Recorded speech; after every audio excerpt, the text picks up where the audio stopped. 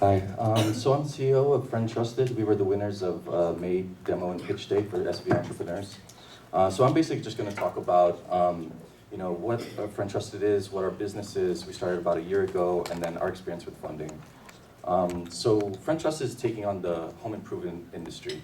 This is the industry that we are taking on, very lucrative, and just some stats about it. In 2012.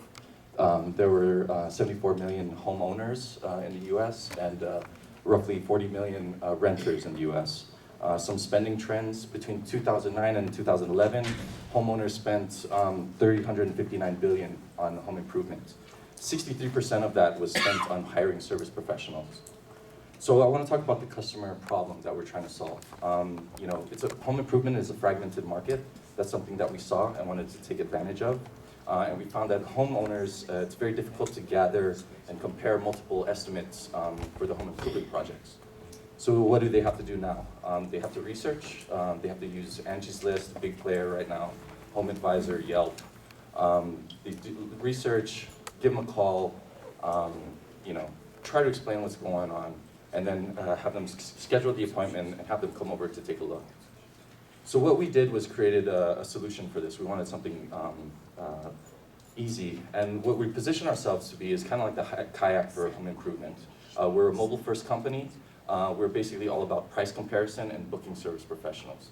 And the one big thing that we really wanted to stress on was it had to be super easy.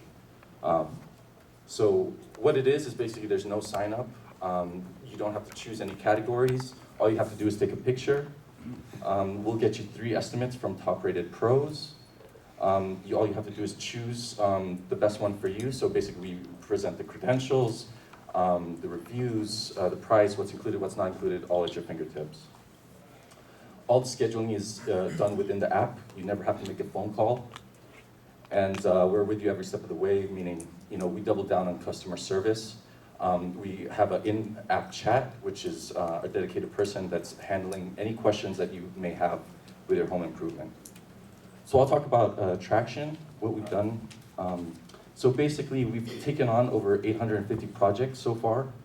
The work that we're generating for contractors is growing at 10x, where we have over 90,000 gross sales. One thing that we really stress on is our customer service, and and customer experience. So this is shown through our 5-star App Store reviews. Our user base is growing at 7x.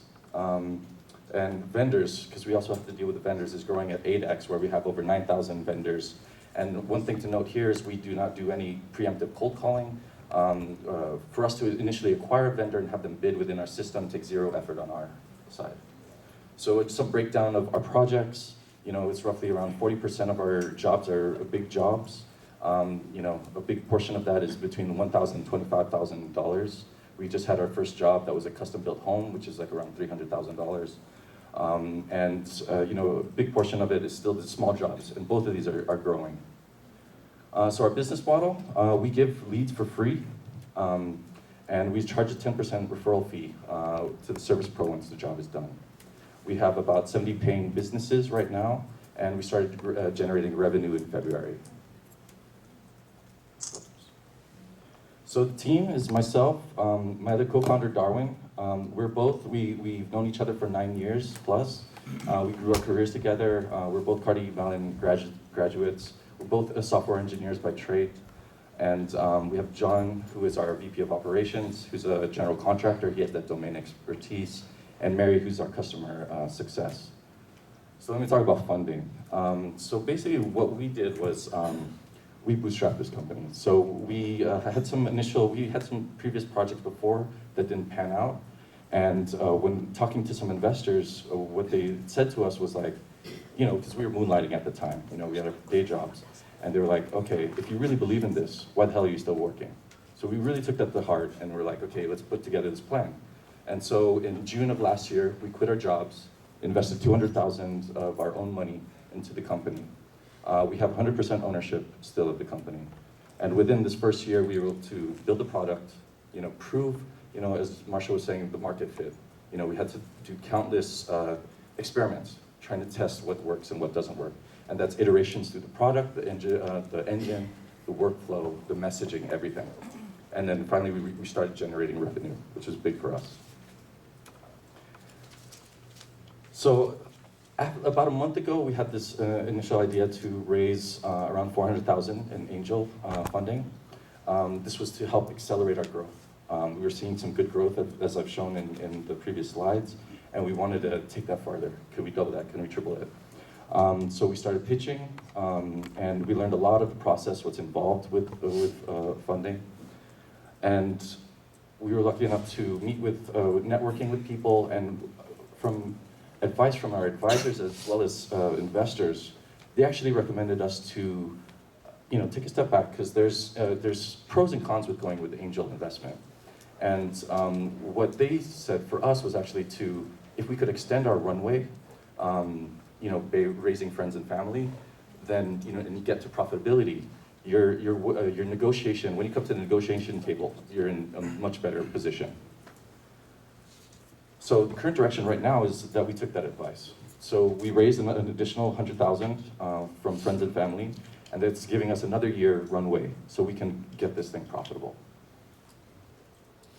So this is all preparation for that rocket fuel that we need. Right now we started networking. We want to scout for strategic investors. It's really true what they say with investment. It's really like dating. Like you need to find somebody who has your values and goals aligned. We want somebody who can provide mentorship, some advice, bring something more to the table rather than just money. And it takes a lot of time. We really underestimated how much time it takes. So really start early if you can. And connecting with startup veterans, just as we're doing with these meetups, talk to people, talk to other entrepreneurs. We've talked to lawyers, talked to angels and VCs as well. One thing that really sticks in my mind is actually talking to Jim, who's on the panel. He told me, one thing is keep getting out there, meet people. Even if you meet somebody and it may not be what you wanted, that may lead to somebody else. So you just got to keep going. It's a hustle. It's really tough, and you got to take time and keep doing it. So I allocate a certain amount of my time towards networking, and the rest towards the improving the product and business.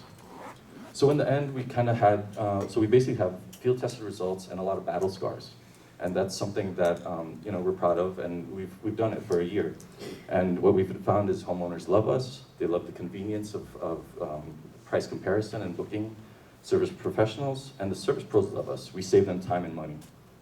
And one thing that motivates us day in and day out is that we're creating jobs for America, and that keeps us going. Cool, thank you.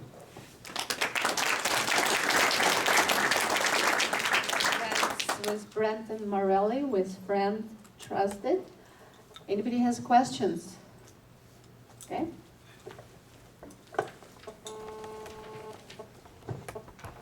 Yeah, great job. The question I have is, when you started a company and build your product, what's your marketing strategy, towards the end user and your vendors? So we actually, before we started this, we did some experiments actually on Facebook. We threw out some things and tried to get is there even some kind of interest here? So I posted something on my Facebook feed, is like, anybody know a good plumber? And it was interesting with all the different type of responses. I mean, I got a picture of somebody's butt crack, but there was some people that actually took the time and was like, hey, I've had this really good experience, try this out. So that would prove okay, there's kind of some interest there.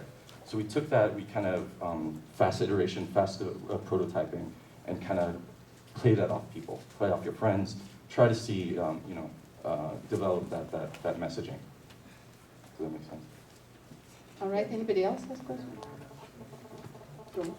Did you really put marketing effort, or you're spending dollars on your marketing? So initially, we actually had to spend out of our budget for, so in the beginning, we had to pay a lot more, AdMob, Facebook marketing, and our costs were, we didn't have as many organic users. So about 80% or more than that was all, 90% was all paid. As we've gone on and developed our SEO and everything like that, right now around 75% of our users are from organic growth. So we're able to lower our marketing costs. You said that you had quite a bit of trials and tests. Like, can you tell me like what outlets did you like? Did you do focus groups or did you just do straight online? We actually just launched it. We built the product and put it out there in the store, and we were like, okay, once it got launched, we're like, this is it. And so the first week, we had no project. Like, what the hell? You know? And what it turned out was we changed one wording on the button, and all of a sudden the project started coming through. So we learned a lot from that. It was like, you know, usability. Your eyes are so, if we could do the focus test groups, you know, that would be great. But, you know, we're two guys that started this. We used our what we do best. I have this question and another one. Okay, and then we will keep for panel discussion. Thank you. I just two quick questions. So now that you've started pitching to a lot of angels and potential investors, how helpful do you find the fact that you already have some sales and the business model and proof of concept? How helpful do you find that to be when you're pitching to them? And how much more helpful would you think that it would be if you have had some extensive marketing research done ahead of time in terms of talking to them, convincing them?